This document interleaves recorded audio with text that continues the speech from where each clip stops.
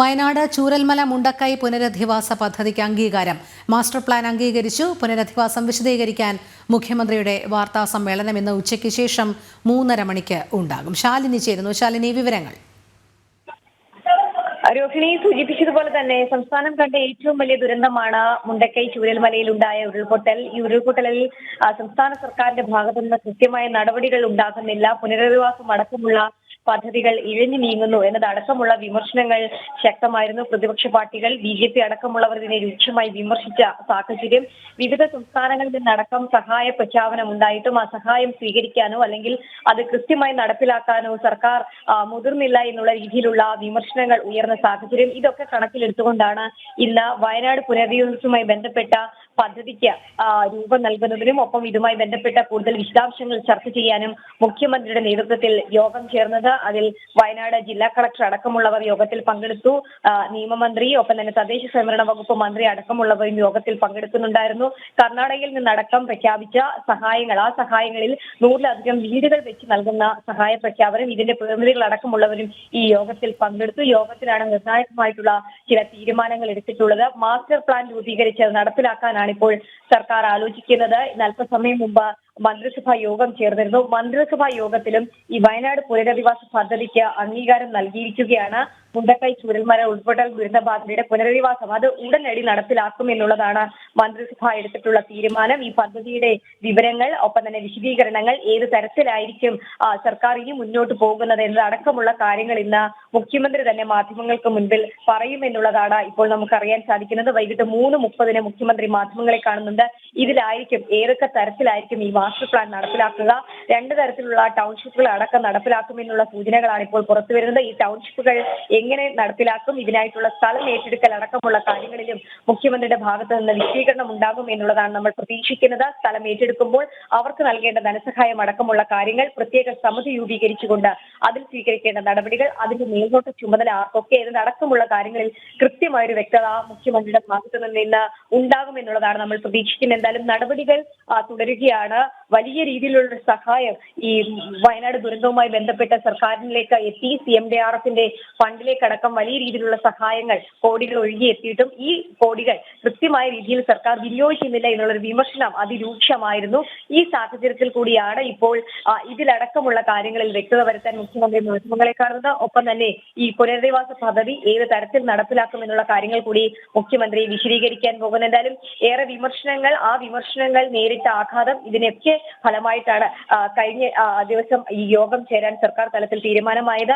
അതിതീവ്ര ദുരന്തം എന്ന രീതിയിൽ കേന്ദ്രമടക്കം ഈ ഒരു ദുരന്തത്തെ കണ്ട സാഹചര്യം, കേന്ദ്രത്തിന്റെ സഹായം എത്തിയിട്ടും സംസ്ഥാന സർക്കാർ വേണ്ട രീതിയിൽ സഹായം പ്രഖ്യാപിക്കാനോ അല്ലെങ്കിൽ പുനരധിവാസം നടപ്പിലാക്കാനോ തയ്യാറാകാത്തൊരു സാഹചര്യം നിലനിന്നിരുന്നു. ഇതൊക്കെ മുന്നിൽ കണ്ടുകൊണ്ടും പ്രതിഷേധങ്ങൾ തടസ്സിക്കാനും ഒക്കെയായിരുന്നു യോഗം ചേർന്നാൽ യോഗത്തിന്റെ കൂടുതൽ തീരുമാനങ്ങൾ അടക്കമുള്ള കാര്യങ്ങൾ വരും മണിക്കൂറിൽ മാത്രമേ പുറത്തു വരികയുള്ളൂ. എന്തായാലും ഒടുവിൽ പ്രതിഷേധങ്ങൾക്കും വിമർശനങ്ങൾക്കും മുൻപിൽ സർക്കാർ മുട്ടുമടക്കിയിരിക്കുകയാണ്. ഇത്തരത്തിലൊരു തീരുമാനത്തിലേക്കും പുനരധിവാസ പദ്ധതി ഉടൻ നടപ്പിലാക്കാനുള്ള അംഗീകാരത്തിലേക്കും ഇപ്പോൾ മന്ത്രിസഭാ യോഗവും എത്തിയിരിക്കുകയാണ്. രോഹിണി, ശാലിനി, നമുക്കറിയാം വയനാട് പുനരധിവാസവുമായി ബന്ധപ്പെട്ട് ആ പുനരധിവാസം വൈകുന്നതിനെതിരെ വലിയ രീതിയിൽ സർക്കാരിനെതിരെ പ്രതിഷേധമുയർന്ന സാഹചര്യം, കോടതിയുടെ പോലും ചോദ്യങ്ങൾ ഉണ്ടായി. അതിന്മേൽ എന്തായാലും ഇപ്പോൾ നിലവിൽ പുനരധിവാസ പദ്ധതിക്ക് അംഗീകാരം ലഭിക്കുകയും മാസ്റ്റർ പ്ലാൻ അംഗീകരിക്കുകയും ചെയ്തു. ഇനി തുടർന്നുള്ള പദ്ധതികളാണ് ഏതു രീതിയിലാണ് ഇത് പ്രാവർത്തികമാക്കുന്നത് എന്നുകൂടി അറിയേണ്ടത്. ഈ പുനരധിവാസവുമായി ബന്ധപ്പെട്ട വിവിധ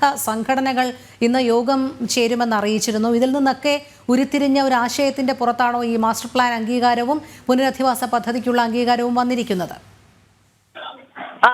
രോഹിണി, തീർച്ചയായും അങ്ങനെ തന്നെയാണ്. വയനാട് പുനരധിവാസത്തിന് സ്പോൺസർഷിപ്പ് വാഗ്ദാനം ചെയ്തവരുമായിട്ടാണ് മുഖ്യമന്ത്രിയുടെ നേതൃത്വത്തിൽ യോഗം നടത്തുന്നത്. ആദ്യ യോഗമാണ് ഇത്തരത്തിൽ സ്പോൺസർഷിപ്പ് നൽകിയവരുമായി നടത്തിയിട്ടുള്ളത്. പ്രത്യേകിച്ച് കർണാടക സർക്കാർ അടക്കം കഴിഞ്ഞ ദിവസങ്ങളിൽ അതിരൂക്ഷമായ ഭാഷയിൽ സംസ്ഥാന സർക്കാരിനെ വിമർശിക്കുന്ന സാഹചര്യം ഉണ്ടായിരുന്നു. തങ്ങൾ സഹായം പ്രഖ്യാപിച്ചിട്ടും ആ സഹായം എങ്ങനെ നടപ്പിലാക്കണം, അല്ലെങ്കിൽ ഏത് രീതിയിലാണ് തങ്ങൾ വീടുകൾ വെച്ച് നൽകേണ്ടത്, എന്താണ് തങ്ങൾ ചെയ്യേണ്ടത് എന്നതടക്കമുള്ള കാര്യങ്ങളുമായി ഒരു രീതിയിലുള്ള ചർച്ചയും സംസ്ഥാന സർക്കാർ കേരളം നടത്തിയിട്ടില്ല എന്ന രൂക്ഷമായ വിമർശനം കർണാടകയുടെ ഭാഗത്ത് അടക്കമുണ്ടായിരുന്നു. ഈ ഘട്ടത്തിൽ കൂടിയാണ് ഇവരുടെ പ്രതിനിധികൾ അടക്കമുള്ള അവരും പ്രതിപക്ഷ നേതാവും ഉൾപ്പെടെ 9 പേർ ഈ ഒരു യോഗത്തിൽ പങ്കെടുക്കുകയും ചെയ്തിരുന്നത്. ഈ യോഗത്തിൽ ഉയരുന്ന തീരുമാനങ്ങൾ അടക്കമുള്ള കാര്യങ്ങളാണ് പിന്നീട് ഇന്ന് ചേർന്ന മന്ത്രിസഭാ യോഗം ചർച്ച ചെയ്തിട്ടുമുള്ളത്. പുനരധിവാസം പദ്ധതിയുടെ വിശദാംശങ്ങളാണ് മന്ത്രിസഭാ യോഗം ചർച്ച ചെയ്തതും. അതിലാണ് ഇപ്പോൾ ഇത്തരത്തിലൊരു പദ്ധതിക്ക് അംഗീകാരം നൽകിക്കൊണ്ട് തീരുമാനമെടുക്കുകയും ചെയ്തിട്ടുള്ളത്. വയനാട് പുനരധിവാസം വൈകുന്നുവെന്ന വിമർശനം വ്യാപകമായി ഉയർന്നിരുന്നു. രോഹിണി സൂചിപ്പിച്ചതുപോലെ തന്നെ കോടതിയിൽ നടക്കം വിമർശനങ്ങൾ നേരിടേണ്ട സാഹചര്യം, സഹായ വാഗ്ദാനം നൽകിയവരുമായിട്ടുള്ള കൂടിക്കാഴ്ച അടക്കം നടക്കുന്നില്ല, ഏത് രീതിയിൽ ഇത് നടപ്പിലാക്കണമെന്നുള്ള കാര്യങ്ങൾ സർക്കാർ ആലോചിക്കുന്നില്ല, മനഃപൂർവ്വം വയനാടിനെ അവഗണിക്കുന്നു എന്നുള്ള വിമർശനങ്ങൾ ഉയർന്നിരുന്നു. ഈ ഘട്ടത്തിലാണ് ഇത്തരത്തിലൊരു യോഗം ചേർന്നത്. ആ യോഗത്തിൽ ഉയർന്ന തീരുമാനങ്ങൾ മന്ത്രിസഭാ യോഗത്തിന്റെ മുൻപാകെ വരികയും ആ മന്ത്രിസഭാ യോഗത്തിൽ ഇപ്പോൾ വയനാട് പുനരധിവാസം ഉടനടി നടപ്പിലാക്കാനും പുനരധിവാസ പദ്ധതിക്ക് കൂടി അംഗീകാരം നൽകിക്കൊണ്ട് സർക്കാർ തീരുമാനമായിട്ടുള്ളത്. എന്തായാലും ഔദ്യോഗികമായിട്ടുള്ള തീരുമാനങ്ങൾ, ഒപ്പം തന്നെ ഏത് തരത്തിലായിരിക്കും മുണ്ടക്കൈ ചൂരൽമല ഉരുൾപൊട്ടൽ ദുരന്തബാധിതരുടെ പുനരധിവാസം, ഭൂമി ഏറ്റെടുക്കൽ അടക്കമുള്ള കാര്യങ്ങൾ, ടൗൺഷിപ്പ് നിർമ്മാണം, ഇതിലടക്കമുള്ള കാര്യങ്ങൾ ഇതെന്നത്തോടുകൂടി പൂർത്തീകരിച്ച് ഈ ദുരന്ത ബാധിതരെ അങ്ങോട്ടേക്ക് മാറ്റിപ്പാർപ്പിക്കാനാകും, അവരെ പൂർണ്ണമായും അവരുടെ ജീവിത സാഹചര്യങ്ങൾ മെച്ചപ്പെടുത്തിക്കൊണ്ട് അവരെ പുതിയ ജീവിതത്തിലേക്ക് എത്തിക്കാൻ കഴിയും എന്നതടക്കമുള്ള കാര്യങ്ങളിൽ ഔദ്യോഗികമായ ഒരു പ്രഖ്യാപനം മുഖ്യമന്ത്രി തന്നെ നടത്തുമെന്നുള്ളതാണ് നമ്മൾ പ്രതീക്ഷിക്കുന്നത്. എന്തായാലും പുതുവർഷ ദിനത്തിൽ നടന്ന ഏറ്റവും നിർണായകമായിട്ടൊരു ചർച്ച, ആ ചർച്ചയിലുണ്ടായ തീരുമാനം അത് പിന്നീട് മന്ത്രിസഭാ യോഗത്തിൽ അംഗീകാരമാകുന്നു. ആ അംഗീകാരത്തിന്റെ വിശദാംശങ്ങൾ അടക്കമുള്ള കാര്യങ്ങൾ ഇന്ന് 3:30 മുഖ്യമന്ത്രി തന്നെ മാധ്യമങ്ങൾക്ക് മുൻപിൽ വിശദീകരിക്കുകയും ചെയ്യും. രോഹിണി. ശാലിനി, അതുമാത്രമല്ല, നമുക്കറിയാം വയനാട് ദുരന്തബാധിതരെ സംബന്ധിച്ചിടത്തോളം ഇത് ഏറെ ആശ്വാസകരമായ ഒരു വാർത്ത തന്നെയാണ്. കോടതി വിധി ഭൂമി ഏറ്റെടുക്കുന്നതുമായി ബന്ധപ്പെട്ട് വന്നപ്പോൾ അതിനുശേഷം സർവേ നടപടികൾ ആരംഭിച്ചു കഴിഞ്ഞു. അപ്പോഴും കോടതി ഉന്നയിച്ച ചോദ്യമെന്ന് പറയുന്നത് പുനരധിവാസം അടക്കമുള്ള കാര്യങ്ങളിൽ കാലതാമസം ഉണ്ടാക്കരുത് എന്നുള്ളത് തന്നെയായിരുന്നു. ഇപ്പോൾ മാസ്റ്റർ പ്ലാൻ അംഗീകാരം നൽകിയിരിക്കുന്നു. പക്ഷേ ഈ ടൗൺഷിപ്പുകൾ എങ്ങനെ ആയിരിക്കണം എന്നതടക്കം വലിയ രീതിയിൽ ചർച്ചാ വിഷയമാകുന്നുണ്ട്. കാരണം വലിയ രീതിയിൽ പ്രകൃതിക്ഷോഭങ്ങൾക്കിടയാകപ്പെടുന്ന ഒരു ജില്ല കൂടിയാണ് വയനാട്. അതുകൊണ്ട് തന്നെ മാസ്റ്റർ പ്ലാൻ പദ്ധതി അംഗീകരിച്ച് ഈ ടൗൺഷിപ്പുകൾ പൂർത്തീകരിക്കുമ്പോഴും അതോടൊപ്പം തന്നെ ഇവരുടെ തൊഴിൽ മേഖലയെ, ഇവർക്ക് ദിനം പ്രതി കിട്ടാവുന്ന തൊഴിൽ, ഇവർ പരിചിതമായ ജോലികൾ ചെയ്തിരുന്ന ഭാഗം ഈ ടൗൺഷിപ്പിലേക്ക് ഇവർ മാറ്റപ്പെടുമ്പോൾ ഇവർ എങ്ങനെ അതിജീവിക്കും എന്നുള്ളതൊക്കെ, അതുകൊണ്ട് തന്നെ ഈ മാസ്റ്റർ പ്ലാനും ഈ ടൗൺഷിപ്പും ഒക്കെ മുന്നോട്ട് പോകുമ്പോൾ ഈ ദുരന്തമുഖത്തുള്ളവരുടെ ഉപജീവന മാർഗവും അവരുടെ ജീവിത സാഹചര്യവും കൂടി മെച്ചപ്പെടുത്തുന്ന തരത്തിലായിരിക്കില്ലേ മറ്റു കാര്യങ്ങൾ കൂടി തീരുമാനിക്കുക?